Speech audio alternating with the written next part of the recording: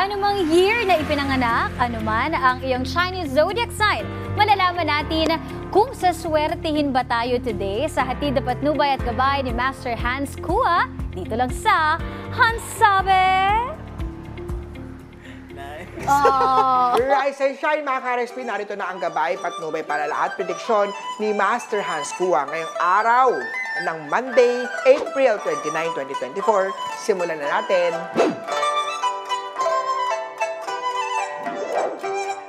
Sa mga pinanganak ng Year of the Rat, magkaroon ng extra income kaya make sure na itabi ang pera. Save muna bago bumili ng rewards para sa sarili. Green at 1 ang swerte kay Year of the Rat. Ox naman tayo, huwag masyadong galante sa pagbibigay ng regalo sa pamilya. Hindi lahat ng kanilang luho ay nasusunod. Brown at 3 ang swerte kay Year of the Ox. Punta naman tayo sa Year of the Tiger, huwag maging mayabang at baka ito maka-attract ng masasamang loob o scammer. Sigurading safe ang lahat ng gamit. Bagay dyan ang food dogs. Ilagay yan, food dogs na yan, yung charm na yan, sa entrance ng bahay o ng tindahan o negosyo mo. Pink at 6 ang swerte kay Year of the Tiger. Sa mga pinanganak naman tayo ng Year of the Rabbit, may maibabalik na pera galing sa utang, ngunit hindi ito kalakihan. Ang mahalaga ay nagbayad, purple at 2 ang swerte sa Year of the Rabbit. Sa Year of the Dragon naman tayo, huwag burara sa pagtago ng pera at mismong kamag-anak o kadugo mo ang tutukso na kunin ito. Green at 6 ang swerte kay Year of the Dragon.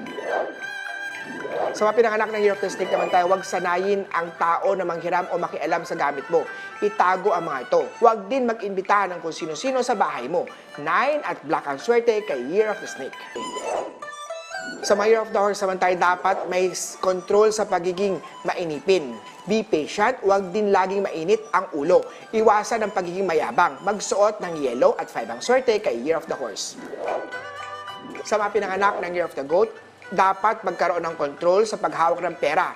Needs muna bago unahin ang mga wants o hindi naman kailangan.